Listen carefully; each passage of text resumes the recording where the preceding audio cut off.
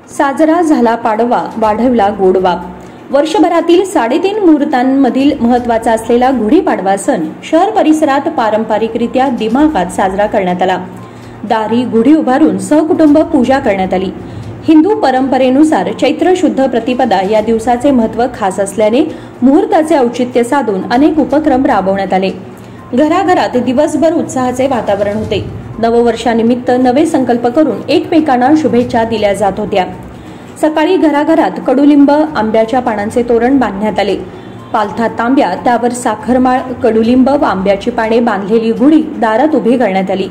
तलम वस्त्र, पुष्पहार घातलेल्या गुढीला गंध, फुले, अक्षता वाहून पूजा करण्यात आली। यावेळी पुरणपोळी व कडुलिंबाचा नैवेद्य अर्पण करण्यात आला। खोबरे, गूळ, कडुलिंबाची पाने, आंब्याचे तुकडे, हरभरा डाळ यांचे मिश्रण करून ते सेवन केले जात होते। सायंकाळी गुढीच्या पायावर दही दुधाचा अभिषेक करण्यात आला। त्यानंतर सूर्यास्तापूर्वी गुढी उतरवण्यात आली। शहरामध्ये दारात आकर्षक रांगोळ्या रेखाटण्यात आल्या होत्या व काही महिलांनी हिंदू संस्कृतीचे प्रतीक म्हणून चैत्रांगण रांगोळीची परंपरा जपली।